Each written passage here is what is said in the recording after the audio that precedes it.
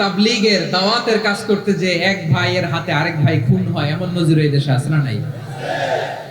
কি করে পারলে তুমি দিনের প্রচার করতে যে তোমার ভাইয়ের রক্তে তুমি হাত রাঙালে কি করে? আমাদের সম্পর্কের নাম দিয়েছে আল্লাহ তাআলা ভাই ভাই। আমরা বললাম আল্লাহ আমরা এক উৎসব, এক উম্মত, এক দেহ, এক প্রাণ, আমাদের সম্পর্কের একটা নাম দিয়ে দেন। রব্বুল আলামিন বললেন ইন্নামাল মুমিনুনা ইখওয়াতুন ফাসলিহু বাইনা আখাওয়াইকুম ওয়াত্তাকুল্লাহ লাআল্লাকুম তুরহামুন। নিশ্চয়ই মুমিনরা হলো ভাই ভাই, নিশ্চয়ই তোমরা মুমিনরা ভাই ভাই, তোমাদের সম্পর্কের নাম তোমরা পরস্পর ভাই ভাই। এই ভাই ভাইয়ের মধ্যে যদি বিরোধ লাগে তাহলে আপোষ মীমাংসা করে দাও, শান্তি সমঝোতা করে দাও। আল্লাহকে ভয় করো, রহমত নাজিল করবে কে? ভাই ভাইয়ের মধ্যে যদি বিরোধ হয় কি করবেন? আরো লাগাই দিবেন নাকি? হ্যাঁ, মাশাআল্লাহ, মিটাই দিবেন। তোমরা ভাই ভাই, ভাই ভাই বিরোধ হলে আপোষ মীমাংসা করে দাও, শান্তি সমঝোতা করো, মজা নিও না। পেকুয়াতে আপনার বাড়ির পাশে আপন দুই ভাই মারামারি লাগছে, আপনি দেখলে কি করেন? অনেকে মজা নেয়, অনেকে কি করে? মজা নেয়, আরেকটু লাগুক। আবার বলে হাত থাকতে মুখে কি বলে? কপাল পোড়া, কপাল পোড়া। আফসোস তাদের জন্য, কপাল পোড়া। ভাই ভাই ঝগড়া লাগলে বলবেন যে হাত থাকতে মুখে কি, নাকি? কলিজা কাঁপে না আপনার? আপনি যে মজা নেন। আমরা ভাই ভাই, মজা নেওয়া যাবে না, মিলিয়ে দিতে হবে। খুব শান্ত ছিল, আবার এদিকে ওঠা বসা করতেছে। আমি আর অল্প কয়েক মিনিট নিব, মিস করবেন। ডিস্টার্ব করলে আমার মাথা থেকে পয়েন্ট ছুটে যাবে। আর যদি আল্লাহর কোরআনের দিকে তাকিয়ে আর কয়েকটা মিনিট স্যাক্রিফাইস করতে পারেন, জীবন উজালা করে দিবে কে? আল্লাহর ওয়াস্তে কয়েক মিনিট এভাবে থাকেন। মুমিনদের আল্লাহ একটা সম্পর্ক জুড়ে দিলেন, সম্পর্কের নাম ভাই ভাই। আমরা সবাই কি? আওয়াজ করে বলেন, আমরা সবাই কি? আল উখুয়া, ব্রাদারহুড। সুবহানাল্লাহ, কত চমৎকার ইসলাম আমাদেরকে শিখিয়েছে। ভ্রাতৃত্ব তিন ধরনের। পেকুয়ার ভাইয়ের আওয়াজ করে বলেন, কয় ধরনের? একটা হচ্ছে আল উখুয়া আল ইনসানিয়া, হিউম্যান ব্রাদারহুড, মানবিক দিক থেকে ভাই। যারাই মানুষ তারাই আমার ভাই। পেকুয়ায় হিন্দু পাড়া আছে নাকি? বড়ুয়া পাড়া আছে নাকি? এরাও কিন্তু আমাদের ভাই। এরা কি? কথা কয়, এরা কি? কোন দিক থেকে? মানবিক দিক থেকে। কারণ তারাও মানুষ, আমরাও এদিক থেকে ভাই। এটাকে বলে হিউম্যান ব্রাদারহুড, আল উখুয়া আল ইনসানিয়া। ভ্রাতৃত্বের আরেকটা রূপ হচ্ছে আল উখুয়া আন নাসাবিয়া, রক্তের সম্পর্কের ভাই, আমার আপন ভাই। তিন নম্বর প্রকার হচ্ছে আল উখুয়া আদ-দীনিয়া, দ্বীনি ভাই। এটা নিয়ে কথা বলতেছি আমি। দ্বীনি ভাই, এই যে পেকুয়া আজকে লক্ষ মানুষের জনসমুদ্র, আমরা একে অপরের কি ভাই? দ্বীনি ভাই। আওয়াজ করে বলেন তো কি ভাই? এই দ্বীনি ভাই, মানবিক ভাই, রক্তের সম্পর্কের ভাইকেও ছাড়িয়ে যায়। এটা ফিল করতে হবে। পেকুয়ার জেনজি ভ্রাতৃত্ববোধ। ফিলিস্তিনে বোমা ফুটলে যে আমি তাহাজ্জুদের জায়নামাজে কাঁদি, কাশ্মীরের ভাইরা আক্রান্ত হলে যে আমার বুক ফেটে কান্না আসে, কারণ আমরা দ্বীনি ভাই। আমরা কি ভাই? দ্বীনি ভাই। এই বসো বসো। সম্পর্কের দিক থেকে এটা সবচেয়ে মজবুত। এটা আমাদেরকে ফিল করতে হবে। সম্পর্কের দিক থেকে এটা কি? সবচেয়ে মজবুত, দ্বীনি ভাই। বদরের প্রান্তর, এদিকে কুরাইশরা, এদিকে মুসলিমেরা। কুরাইশের মধ্যে, কুরাইশ গোষ্ঠীর মধ্যে অনেকে আছে বাবা, তার কলিজার টুকরা ছেলে মুসলিম সেনাবাহিনীর দিকে দাঁড়ানো। মুখোমুখি দুইটা ব্যাটালিয়ন সেনাবাহিনী, কুরাইশদের বাহিনী, মুসলিম বাহিনী। কুরাইশদের এখানে বাবা, এখানে ছেলে। কুরাইশদের এখানে ছেলে, এখানে বাবা। ইসলাম তাদেরকে পৃথক করেছে। আর মুসলিম সেনাবাহিনীর মধ্যে কেউ কাউরে চিনে না। কেউ আনসার, কেউ মুহাজির, কেউ ছোট, কেউ বড়, কেউ দাস, কেউ মালিক, সব মিলেমিশে একাকার। কিসে তাদেরকে আবদ্ধ করলো? এই দ্বীনি ভ্রাতৃত্ব। চিল্লায় বলো ঠিক কিনা? এজন্য আল্লাহ বলেন ইন্নামাল মুমিনুনা ইখওয়াতুন ফাসলিহু বাইনা আখাওয়াইকুম ওয়াত্তাকুল্লাহা লাআল্লাকুম তুরহামুন। খবরদার শুনে রেখো, তোমরা মুমিনরা হলো ভাই ভাই। পেকুয়ার ভাইরা আওয়াজ করে বলো, আমরা কি? আর জোরে বলো, আমাদের সম্পর্ক কি? ভাই ভাই সম্পর্ক। ফাসলিহু বাইনা আখাওয়াইকুম, যদি ভাইয়ে ভাইয়ে বিরোধ হয় মজা নিও না। মুখ থাকতে হাত থাকতে মুখে কি এমন মন্তব্য করো না, আরো লাগিয়ে দিতে যেও না। মিলিয়ে দাও, শান্তি সমঝোতা করে দাও, কারণ তোমরা সবাই হলে দিনী ভাই। আমরা কি দিনী ভাই? মিলিয়ে দিবেন। আমার পেকুয়ার ভাইরা, দুইজন ঝগড়া লাগলে মিলিয়ে দিলে যে কত সওয়াব, এটা আমরা অনেকে জানি না। দুইজন ঝগড়া লাগছে, আচ্ছা আপনাদের কোথাও এলাকায় আগুন লাগলে আপনারা কি ঢালেন? পানি। অনেকে ওই জায়গায় তেল ঢালে। এরকম ডাকাইতে আছে না নাই? আগুন নিভানোর জন্য ঢালতে হবে কি? একদল এখানে কি ঢালে? আল্লাহ তাআলা এরকম মাইন্ডসেটের মানসিকতার হওয়া থেকে আমাদেরকে তুমি বাঁচাও। ঝগড়া লাগলে মিলিয়ে দিবেন। কি করবেন? 3 জায়গায় প্রয়োজনে মিথ্যা বলা যায়।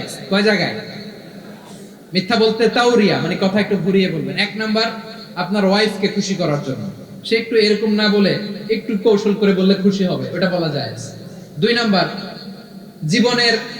জীবন মরণের ব্যাপার, জান বাঁচানোর জন্য একটু কৌশল করে ঘুরিয়ে বললেন, এটা জায়েজ। 3 নাম্বার, দুইজন ঝগড়া লাগছে তাদেরকে মিলিয়ে দেওয়ার জন্য কৌশল করে একটু মিথ্যা বলা, ঘুরিয়ে বলা জায়েজ।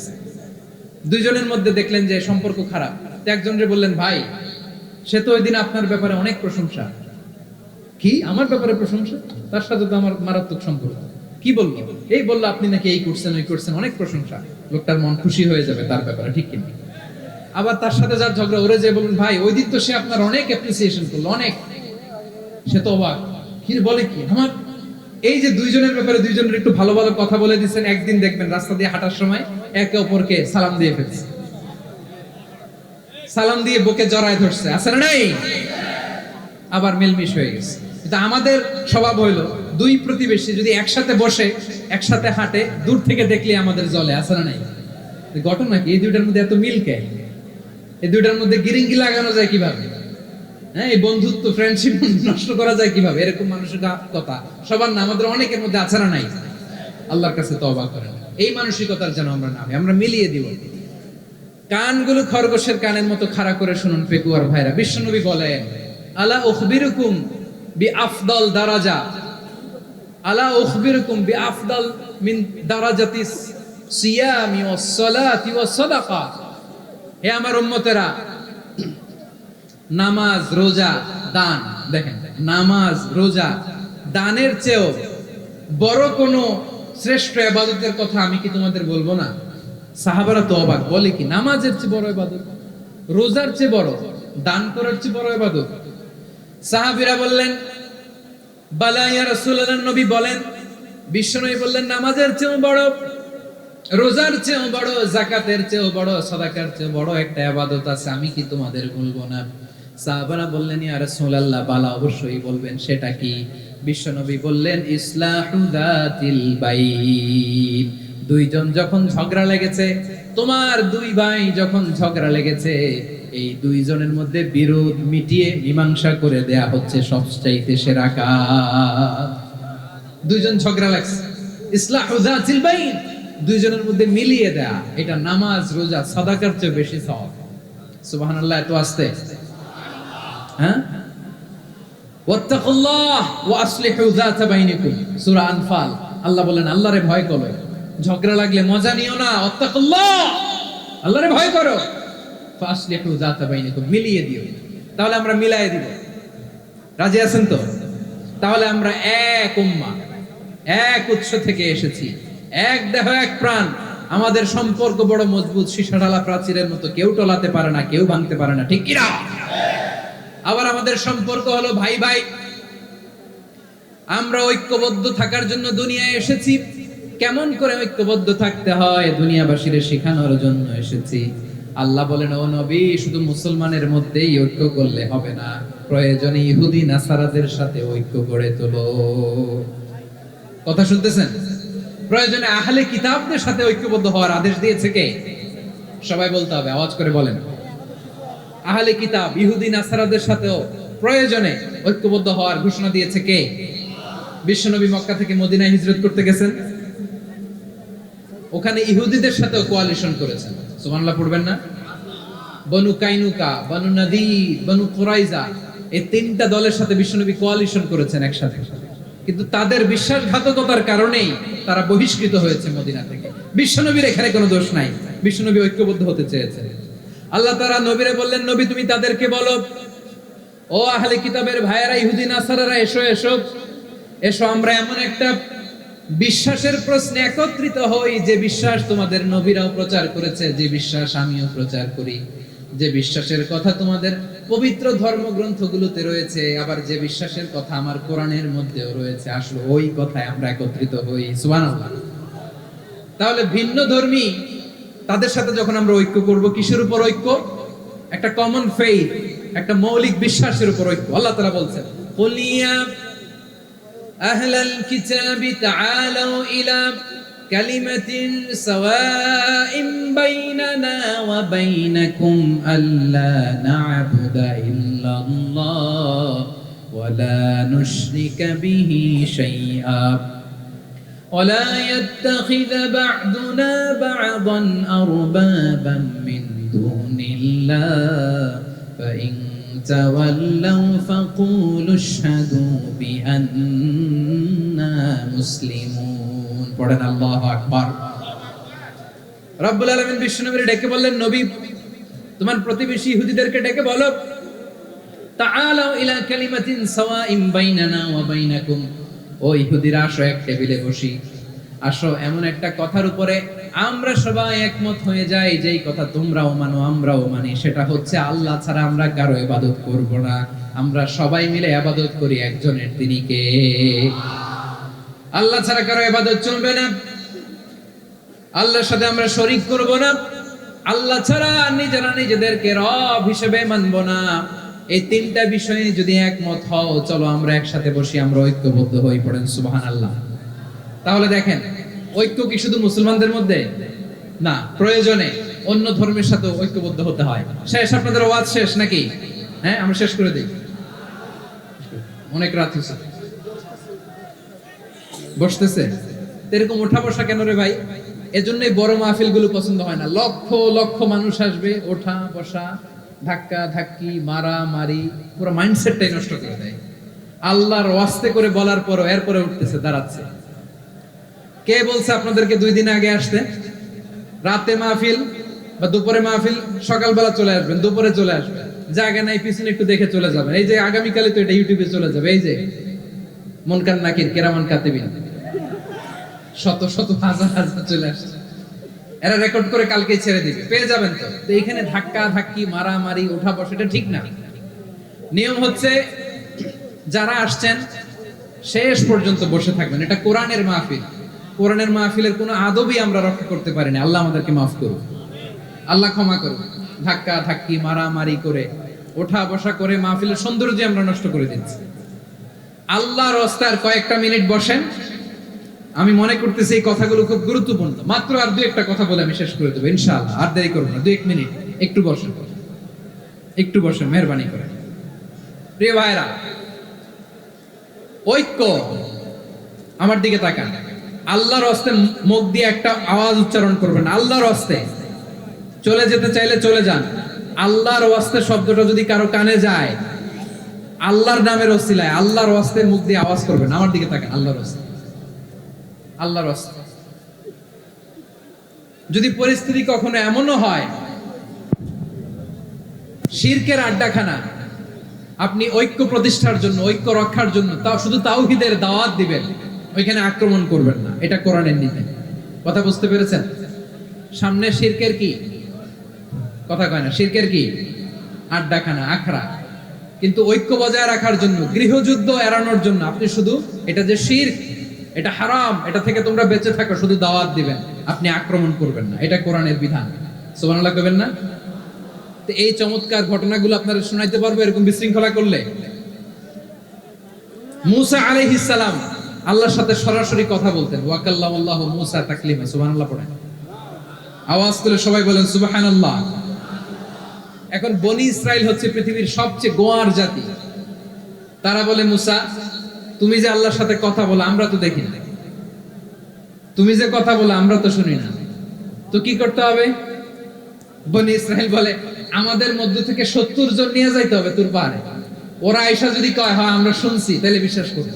কত বড় ডাকাত দেখছেন বনি ইসরাইল। এদের যে গোয়ার জাতি নাই, এত গোয়ার তুমি করেছো মুসা আলাইহিস সালাম। তুমি যে আল্লাহর সাথে কথা বলে আমরা তো দেখি কি করব, 70 জন আমাদের বন্ধু বান্ধব যে যদি দেখে তারা বলবে ওকে আসো 70 জন, 70 জন নিয়ে গেল। মুসা আলাইহিস সালাম হারুন আলাইহিস সালামকে খেলাফা দিয়ে গেলেন, আল্লাহ ওনাকে নবী বানালেন। মুসা আলাইহিস সালাম বললেন, হারুন খবরদার বনি ইসরাইলের মধ্যে তাওহীদের বাণী প্রচার করবা, ঐক্য ধরে রাখবা, বিচ্ছিন্ন হতে দিবা না। চলে গেছে। এইদিকে বনি ইসরাইলের এক দুষ্ট লোক ছিল, নাম সামিরি। কি নাম? সামিরি। সে সবাইরে বলল তোমাদের স্বর্ণগুলো ফালাও। স্বর্ণগুলো ফেললো, বনি ইসরাইলের স্বর্ণগুলোকে গলিয়ে সে একটা গরুর বাচ্চা বানালো, গোবৎস। কিসের বাচ্চা? দেখেন গরুর পূজা কিভাবে শুরু হয় পৃথিবীতে, প্রথম গোবৎস পূজা, গরুর বাচ্চার পূজা কিভাবে। সে স্বর্ণগলি গরুর বাচ্চা করে জিবরাইল আলাইহিস সালাম যে জমিনে এসেছিলেন, ওই ফেরেশতার পায়ের নিচের একটু মাটি সে বুদ্ধি করে প্যাকেটে রেখে দিয়েছিল। সে গরুর বাচ্চা বানায় স্বর্ণ দিয়ে গলিয়ে ওই মাটি এটার মধ্যে ঢুকাই দিছে বেলকি দেওয়ার জন্য। স্বর্ণ দিয়ে বানানো গোবৎস গরুর বাচ্চার গায়ে যখন সেই মাটি ছুঁড়ে দেয়া হলো, এখন বাছুরের ভেতর থেকে ভ্যাঁ ভ্যাঁ আওয়াজ আসতেছে। কি আসতেছে? সবাই তো অবাক। সামিরি বলে, আরে তোমরা যে 70 জন দিয়ে মুসা আলাইহিস সালামরে পাঠাইছো ওইদিকে, এত ঘুরতেছে, আল্লাহরে খুঁজে পায় না, আল্লাহ তো এটার ভিতরে ঢুকছে। নাউজুবিল্লাহ বলবেন না? তোমরা যে 70 জন দিয়ে পাঠাইলা, 70 জন নিয়ে মুসা আলাইহিস সালাম খালি ঘুরতেছে, আল্লাহরে পায় না। পাবে কেমনে? আল্লাহ তো নাউজুবিল্লাহ এটার ভিতরে। সিজদা দাও। এই সিজদা দিয়ে গেল। আল্লাহর নবী হারুন আলাইহিস সালাম বললেন, খবরদার, এটা সুস্পষ্ট শিরক। আল্লাহ সব গুনাহ মাফ করে, শিরকের গুনাহ মাফ করে না। খবরদার, তোমরা থামো। কে শুনে কার কথা? এই যে যেমন এখন আমরা, আপনারা আমার কথা শুনতেছেন না? শুনতেছেন? হারুন আলাইহিস সালাম বললেন, খবরদার, এই শিরকি কাজে তোমরা সংযুক্ত হয়ো না। তোমাদেরকে কি মনে নাই আমার ভাই মুসা আলাইহিস সালাম কি বলছে? আল্লাহ শিরক মাফ করে না। খবরদার, শিরক করো না, আল্লাহরে ভয় করো। হারুন আলাইহিস সালাম তাদেরকে বুঝালেন, শিরক করো না, আল্লাহরে ভয় করো। শুধু এতটুকুই তিনি বুঝালেন, দাওয়াতি কাজ পালন করলেন, কিন্তু প্রতিরোধ করেন নাই, সশস্ত্র সংগ্রামে লিপ্ত হন নাই, বাধা দেন নাই। কারণ গৃহযুদ্ধ বেঁধে যেতে পারে। উনি ভাবলেন, আমি যদি আমার বাহিনী নিয়ে দাওয়াত দেওয়ার সাথে সাথে প্রতিরোধ করি, আক্রমণ করি, ওরাও আমারে আক্রমণ করবে, ব্লাডশিট হবে, রক্তপাত। এমন অবস্থা হবে বনি ইসরাইলের মধ্যে যেটা হয়তো আমার ভাই মুসাও কন্ট্রোল করতে পারবে না। সুবহানাল্লাহ কইবেন না? এক একজন নবীকে আল্লাহ তাআলা কি ইন্টেলেক্ট দিয়ে পাঠিয়েছেন। তিনি ভাবলেন, আমি দাওয়াতি কাজটাই করি, এটা যে হারাম এটা থেকে শুধু বারণ করি, কিন্তু প্রতিরোধ না করি। আমি যদি ঐক্য ধরে রাখতে পারি, বাকিটা আমার ভাই সামলে নেবে। সুবহানাল্লাহ। হারুন আলাইহিস সালাম প্রতিরোধ করলেন না। বনি ইসরাইলের মধ্যে গৃহযুদ্ধ বেঁধে যাওয়ার আশঙ্কায় প্রতিরোধ করলেন না, আক্রমণ করলেন না, শুধু দাওয়াত দিলেন। ইন দা মিন টাইম মুসা আলাইহিস সালাম আল্লাহর সাথে কথা বলে যখন ফিরে আসলেন, দেখলেন বনি ইসরাইলের অধিকাংশ লোক মুশরিক হয়ে গেছে। মুশরিক হয়ে গেছে। মুসা আলাইহিস সালাম রেগে গেলেন। রেগে প্রথমে বনি ইসরাইলদেরকে অ্যাটাক না করে ভাইয়ের দাড়ি ধরলেন। হারুন আলাইহিস সালামের দাড়ি আর চুল। মেজাজি নবী ছিলেন। হারুন, তুমি কি করলা? তোমারে কি দায়িত্ব দিয়ে গেলাম? তুমি কি করলা? তুমি থাকতে বনি ইসরাইল কেমন করে শিরকের কাজে নিমজ্জিত হয়ে যায়? সাইয়েদনা হারুন আলাইহিস সালাম বললেন, ইন্নী, কোরআন সাক্ষী, কোরআন থেকে কোট করছি, ইন্নী খাশিতু আন তাকুলা ফাররাকতা বাইনা বনি ইসরাঈলা ওয়া লাম তারকুব কওলি। ও আমার ভাই, আমার দাড়ি ধরবেন না, আমার মারবেন না।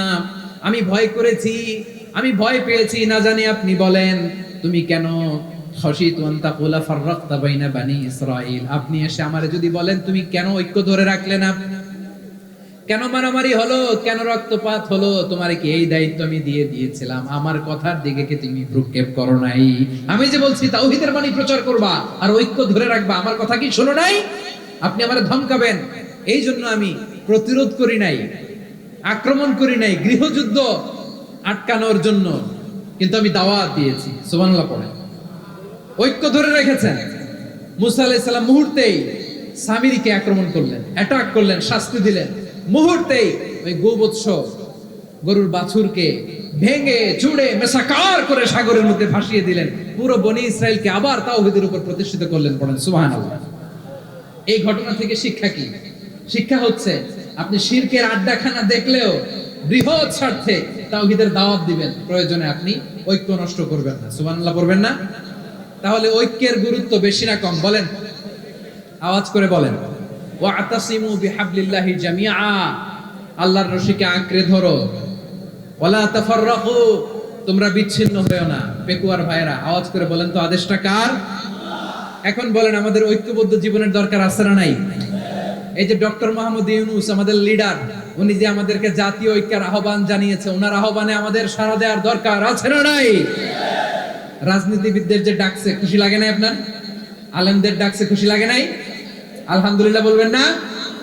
আলহামদুলিল্লাহ, সবাইকে ডেকেছে, ঐক্যবদ্ধ করেছে। আমরা ঐক্যবদ্ধ থাকতে চাই, আমরা ঐক্যবদ্ধ জীবন চাই, আমরা আর কাদা ছড়াছড়ি করতে চাই না। রাজি আছেন সবাই? এখন আমরা যদি ঐক্য নষ্ট করি আমাদের কি কি সমস্যা, কি ক্ষতি, কি কুফল? অনৈক্যের কুফল কি?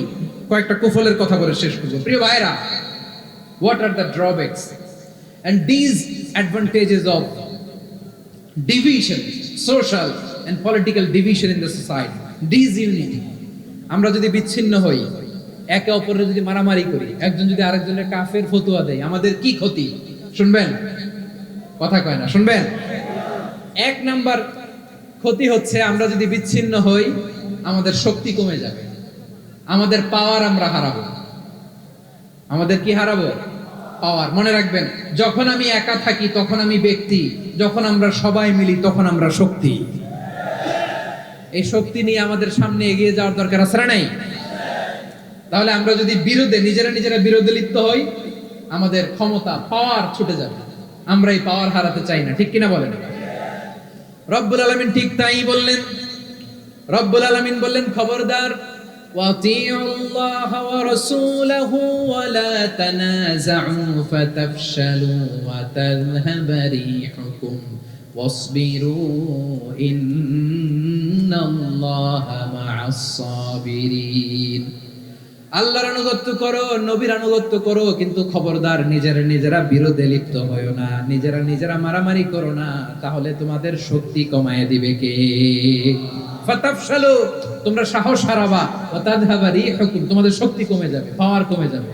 তাহলে আমরা যদি নিজেরা মারামারি করি, আমরা নিজেরা যদি বিচ্ছিন্নতায় লিপ্ত হই, আমরা যদি মতানৈক্য করি, তাহলে আমাদের শক্তি কমে যাবে, ঠিক কিনা? আমরা শক্তি কমাবো। আচ্ছা, ছোট্ট একটা বাঁশের কঞ্চি যদি আপনারা দেয়, পায়ের মধ্যে ধাক্কা দিয়ে ভাঙতে পারবেন না? এরকম বাঁশের কঞ্চি যদি 20টা একসাথে জোড়া লাগায় দেয়, ভাঙতে পারবেন? কথা বুঝে নাই মনে হয়। চিকন একটা বাঁশের কঞ্চি দিলে ভাঙা যাবে না? এরকম চিকনই 20টা বাঁশের কঞ্চি একসাথে লাগাই দিলে ভাঙতে পারবেন? কারণ যখন আমি একা থাকি তখন আমি ব্যক্তি, যখন আমরা সবাই মিলি তখন আমরা শক্তি। আমরা যেন শক্তি না হারাই। আমরা বিরোধে লিপ্ত হলে আমাদের শক্তি কমে যাবে। এই হচ্ছে 1 নাম্বার ডিসঅ্যাডভান্টেজ। 2 নাম্বার ডিসঅ্যাডভান্টেজ হচ্ছে আমরা নিজেরা বিরোধে লিপ্ত হলে অন্যরা আমাদের মাথায় কাঁঠাল ভেঙে খাইতে সুবিধা হয়। কথা বুঝেন নাই? আমরা যদি বিরোধে লিপ্ত হই তাহলে পরাশক্তিগুলোর সুবিধা, তখন আমাদের কাউকে দিতে হবে ট্রানজিট, কাউকে দিতে হবে সেন্ট মার্টিন, কাউকে দিতে হবে দেশের অর্ধেক। চিল্লায় বলো ঠিক কিনা? নিজেদের প্রবলেম সলভ করার ক্যাপাসিটি আমাদের আর থাকবে না। আমরা যদি বিরোধে জড়াই, আমার কলিজার টুকরা পেকুয়ার ভাইরা, আমরা বিরোধ করব না, আমরা বিচ্ছিন্ন হব না। নিজেরা বিরোধে জড়ালে পরাশক্তিগুলো আমাদের মাথায় কাঁঠাল ভেঙে খায়। তখন ভারতের পিছনে দৌড়াতে, আমেরিকার পিছনে দৌড়াতে আমাদের জুতার তলা ক্ষয় হইয়া যাইবে। নিজেদের প্রবলেম সলভ করা যাবে না। আমরা যদি অন্যের পিছনে না দৌড়াতাম আর এই বিরোধকে থামাতে পারতাম, বাংলাদেশ আজকে যেখানে আছে তার কমপক্ষে 50 গুণ সামনে থাকতো। চিল্লায় বলেন ঠিক কিনা?